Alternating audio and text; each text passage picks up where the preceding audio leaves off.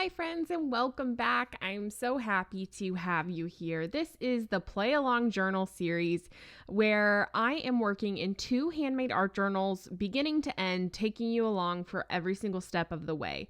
I'm hoping that this will help to inspire you to work in your own handmade art journals and use the inspiration that's already there on the page to your benefit and not let it overwhelm you in any way. So I'm working in 2 different colorways here, and hopefully you are inspired. If you enjoy the thought of working in your own handmade art journals, but you don't really know where to start, I'm actually running a course right now. It's in the beta version and getting all the kinks, all of that worked out so that when I release it to everybody, it is an incredible course that is so full of content.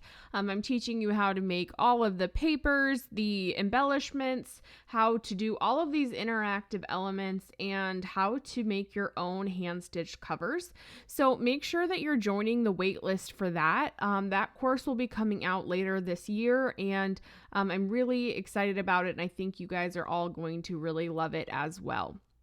So working here in my little mustard journal, first I had a little pocket because of the envelope that's on the right side of the paper. And so I wanted something in there, and I didn't know if I wanted that to be like a tag that's traditional tag shape. The other great option I think is circles. I have several different sizes of circle punches, and so that makes a really fun little insert into a pocket inside your journal. And you can use some of your really fun papers. And what's great also is if you have little pieces that are kind of left over, to cut them into shapes and have them ready to go so that when you're looking for something to put inside the pocket, you have them all ready. I'm doing a few little collage elements over on the left hand side, and I took a text page out of a book. The black and white is actually some wrapping paper, and then washi tape and masking tape as well. I like to think of my washi tapes and the masking tape almost as a part of the collage.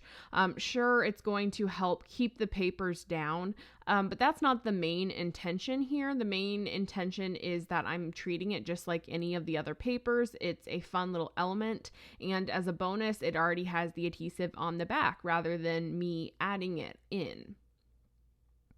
I like the idea of having that black and white paper that's on the right hand side, that's on the flap of the envelope, to carry that over to the left side. I don't want it in the same quantity or, how large it is on the right hand side, but by bringing in those little bits of it to the left, I feel like there's a really nice continuity, and it just kind of helps to have what I like to call asymmetrical balance, where you have the elements going on both sides, but it's not in exactly the same way or the same quantity, anything like that, but you are getting some of those same elements on both sides of your paper.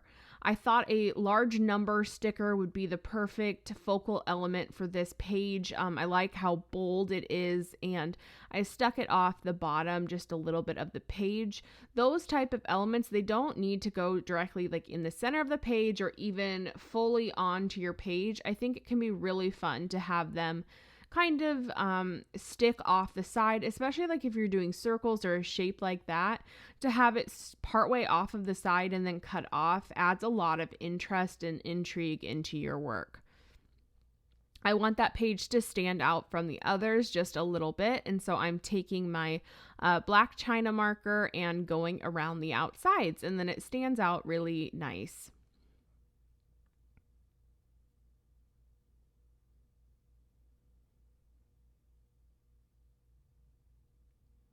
All right, now we're going to get started with the teal version of this journal spread.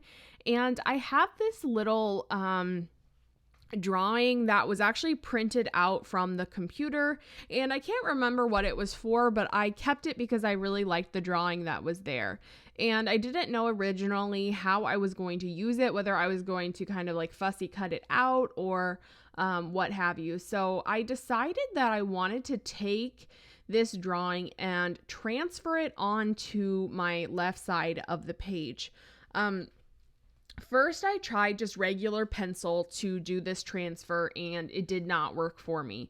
So now I am using a black Stabilo all pencil, and I just marked over the lines that were on the page and then just kind of gently transferring that onto the left side. Now I know this is not going to be perfect, and so now I'm going to take and do some like freehand drawing over it. Yes, I'm tracing where that was, but I'm also not just like limiting myself to where those were before. I'm using it as a guide. So realistic drawing is not something that I feel comfortable in, and it's not really something I'm interested at this moment in time, giving more of my time and energy to. So I feel like this is kind of a great alternative to take an image and transfer it onto your paper in this way. And then with your own artistic hand, the way you scribble your lines or whatever it is, to add in on the drawing as I'm tracing over these lines. And I want it to be nice and bold on this page. So I'm starting out with pencil and decided here that it still wasn't quite bold enough. And so I'm going to take that China marker and go over those areas as well.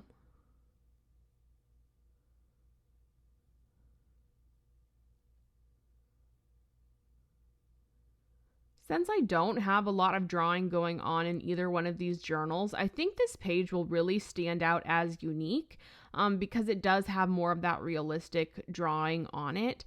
So I think it's really fun that it's going to be a little bit different than my other pages. I love all of the pages that I've done so far in this journal, but sometimes it's fun to kind of get outside your comfort zone and try something a little bit differently.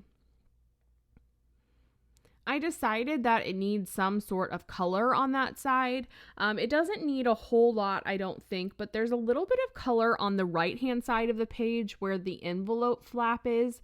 And so I want to add just little touches of it in there. So I had thought about using paint, but I didn't feel like I would have enough control. My thought about watercolor because I liked the idea of some translucency there. But I ended up using these Neocolor 2s, and you can put your pigment directly onto the page and then use a brush that has water in it to kind of spread that pigment around. It's really nice. You can play around with how opaque or translucent you want it, and I'm actually blending those two colors together, which is a really fun and kind of fascinates me, the idea of doing it with a what essentially is a crayon like that, but it's water soluble, so then it moves around with that water and that pigment. I really love what's going on both sides of this spread actually, but I decided I needed some sort of more focal element over on that left hand side, and so I'm bringing in a little quote card that I have. Is just a word. I believe these are from Wow Studio, and as always I try to link all the supplies in the description below if you're curious where I got something.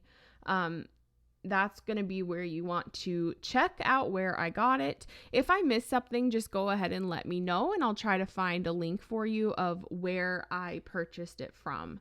I decided to add just a little bit of color onto that card, and now I'm adding in some art marks, and they're really going to emulate what's on the right hand side of the page. So again, I'm bringing the elements from one side to the other. They don't have to be in the exact same way, but by doing this, I think it creates a really nice balance going on.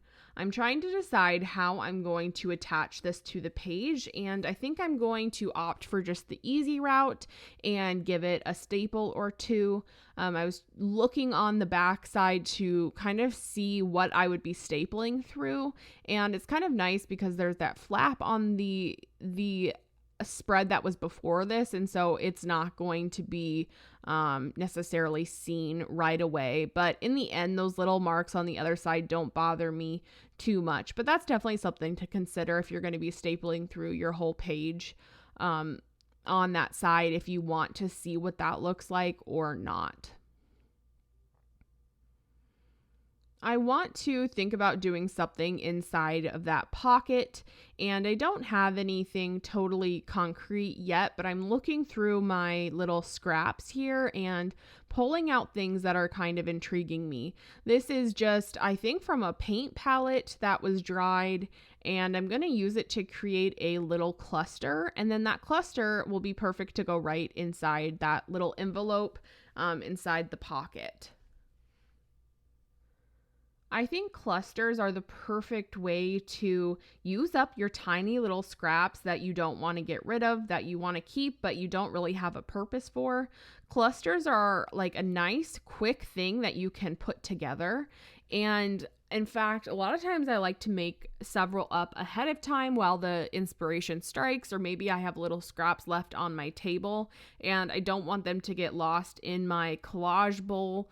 And so I'll just put them into a little cluster, and then I have a little drawer that's ready for clusters. And so it's just ready for me to pull from, which is really nice. I'm using staples to attach all of these layers together. You could also use your machine, your sewing machine, and that would create some really fun texture onto it. The other great option would be hand stitching, which then you could really have control over doing some fun stitches. I hope that you guys enjoyed today's spreads and that you'll keep checking back. I'm continuing to post new videos as this series is ongoing.